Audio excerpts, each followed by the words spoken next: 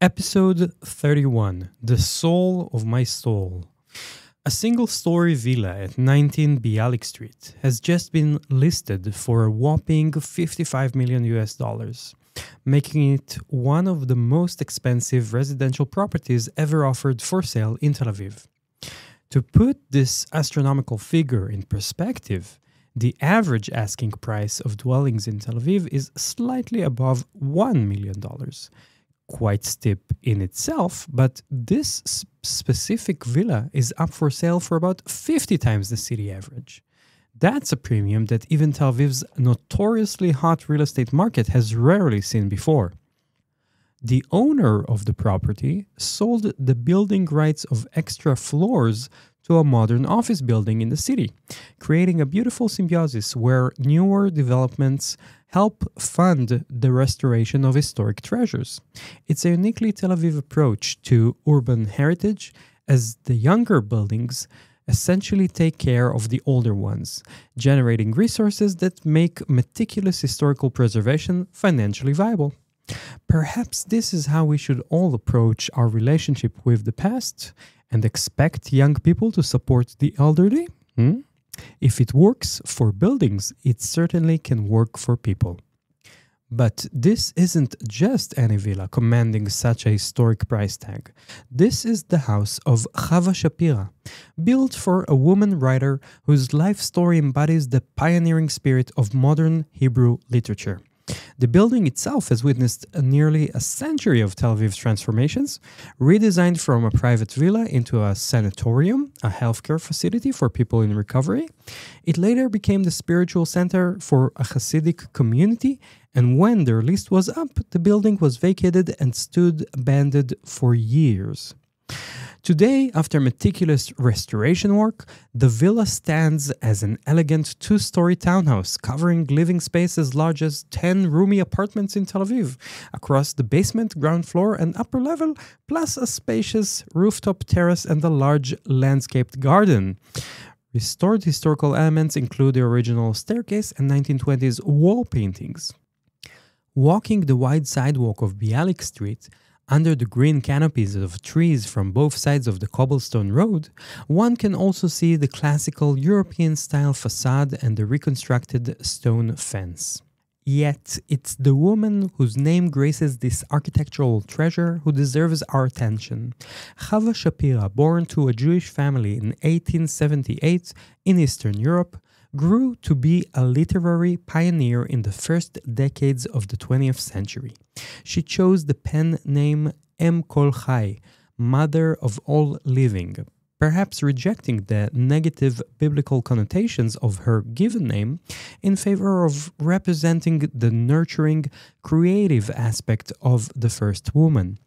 Writing at a time when women's voices were virtually absent from Hebrew literature, she boldly declared in 1909, "Our literature lacks the participation of half of humanity, that of the weaker sex."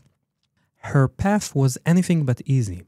Married at 17, a few years later divorced, with her young son taken away from her.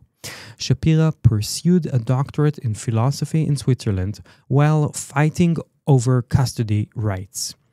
The separation from her son, Pinchas, was agonizing, and they reunited only when he reached his 20s.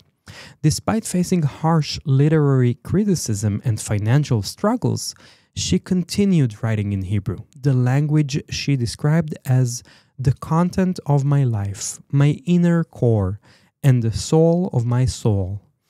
She was part of a bold cultural movement giving new life to an old language as part of the national rebirth of the Jewish people in modern times.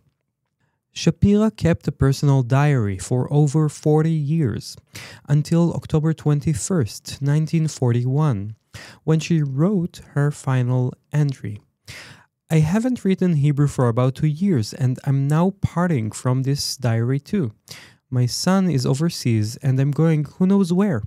The fate of my people is my fate." She was living in Prague in her later years, a city which fell into the hands of Nazi Germany in 1939.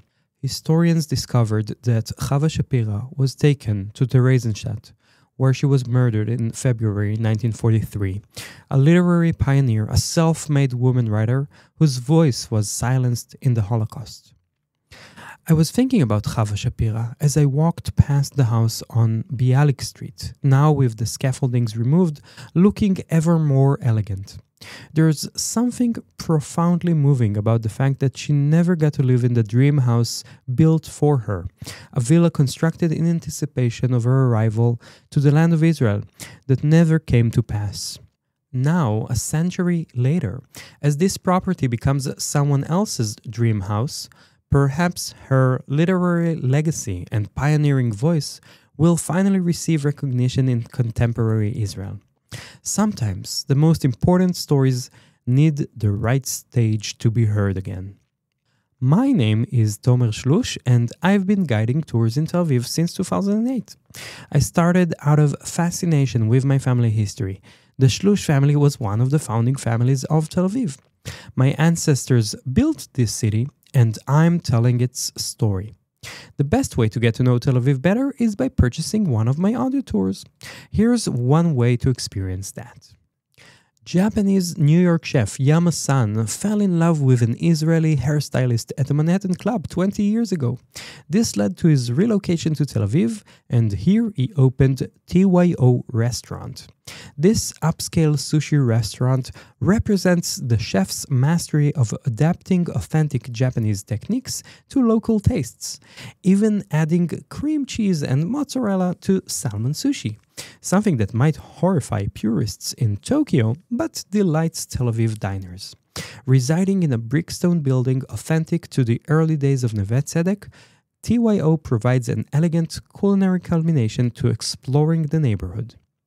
My Neve Tzedek audio tour is best experienced in those magical hours right before sunset, when the golden light bathes the narrow streets of Neve Tzedek.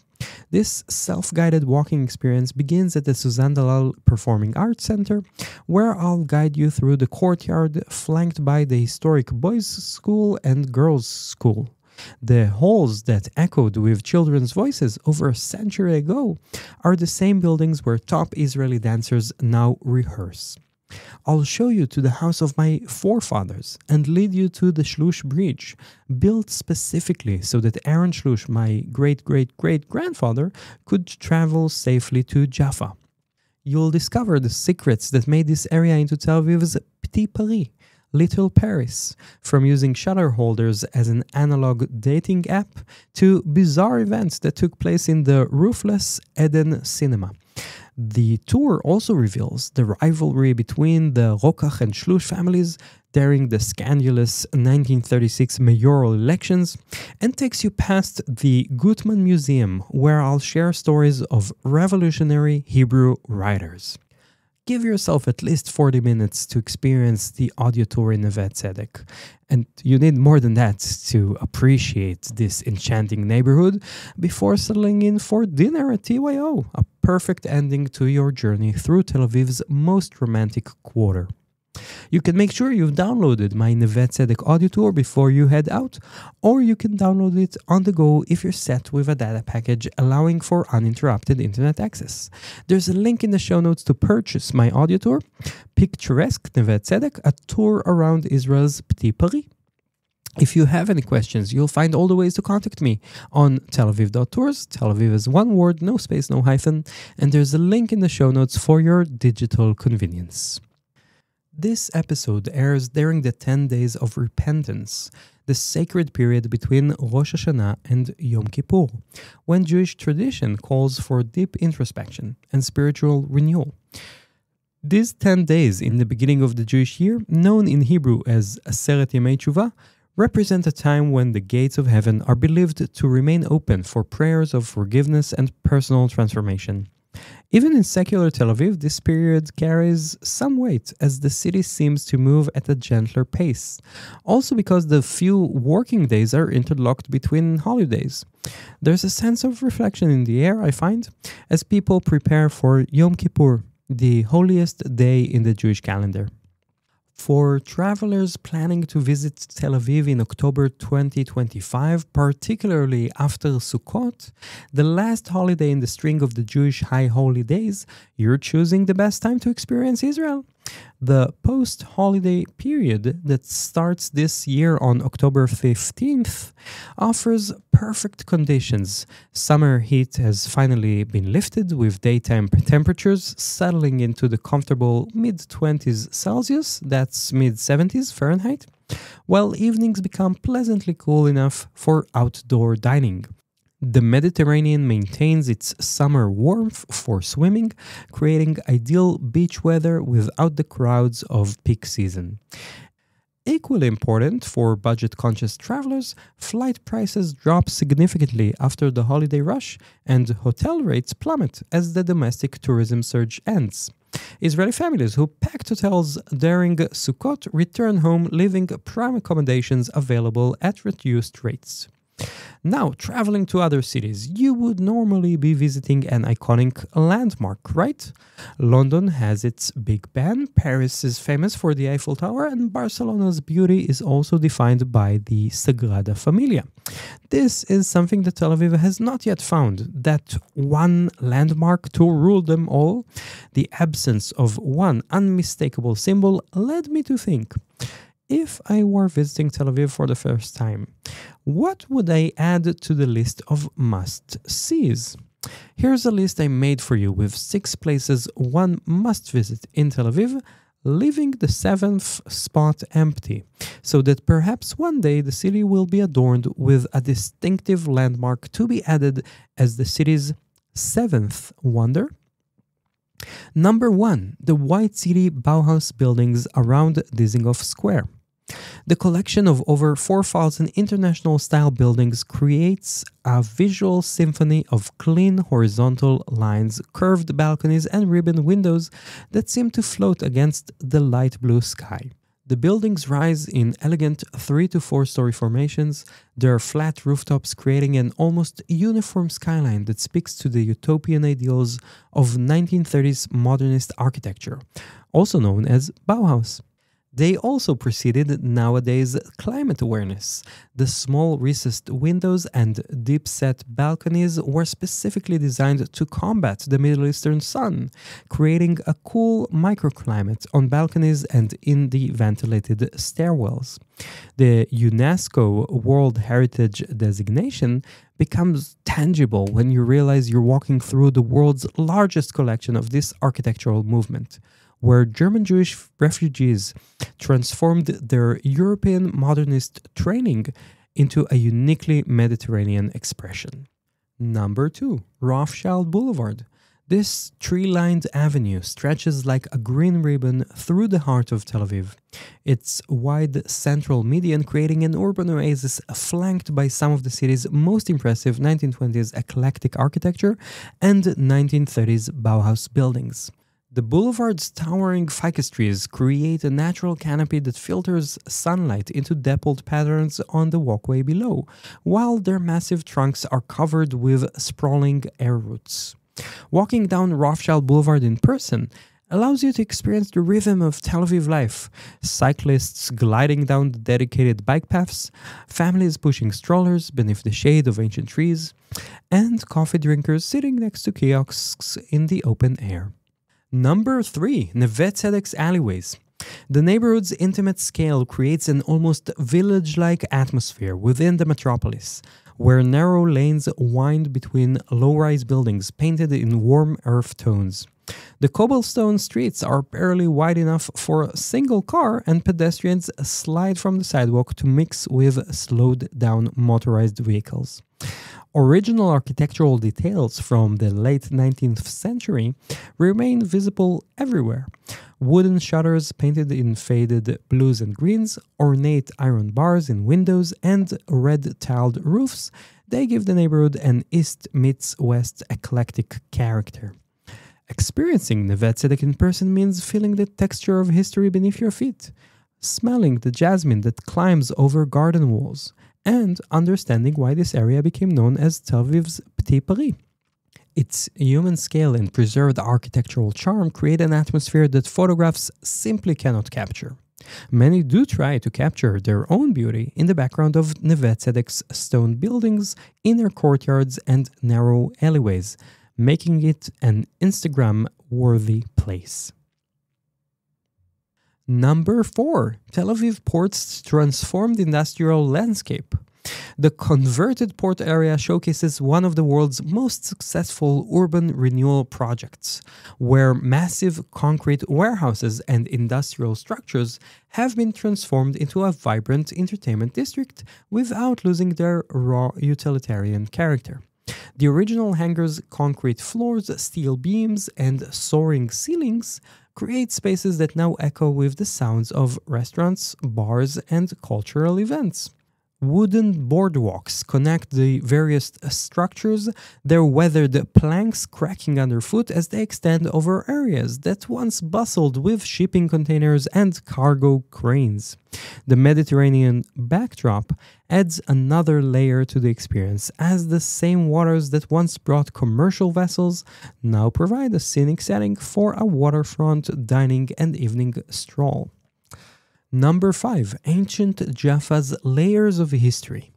The ancient port city rises from the Mediterranean on a natural hill, its honey-colored limestone buildings creating a timeline that spans over 4,000 years of continuous habitation. The narrow alleys wind upward between massive stone walls that show the construction techniques of multiple civilizations. Artist studios occupy ground floors of Ottoman-era buildings with vaulted stone ceilings, while archaeological excavations reveal layers of ancient civilizations literally beneath your feet. Walking through Jaffa means experiencing history as a living, breathing environment rather than a museum display. You can touch 400-year-old stone walls and climb stairs worn smooth by centuries of foot traffic. Number 6. The Mediterranean beaches and promenade. Tel Aviv's golden sand coastline stretches for 14 kilometers, about 10 miles, creating an urban beach experience that combines the relaxation of seaside life with the energy of metropolitan culture. The wooden boardwalk runs parallel to the entire coastline, elevated just enough to provide views over the beach scene while also creating a path for joggers and cyclists. Each beach has its own character. Gordon Beach bustles with families and volleyball games. Hilton Beach is for the LGBTQ+ community, while the beaches near Jaffa offer a more relaxed local atmosphere. The promenade experience includes the constant sound of waves breaking against the shore, the sight of the city's skyline rising directly from the beach, and the Mediterranean breeze that provides natural air conditioning even on the hottest days. Number 7, to be continued. Thanks for listening, and you'll hear from me again when the next episode comes out next week. Until then, I am Tel Aviv tour guide Tomer Shlush, signing off and hoping to see you soon in Tel Aviv.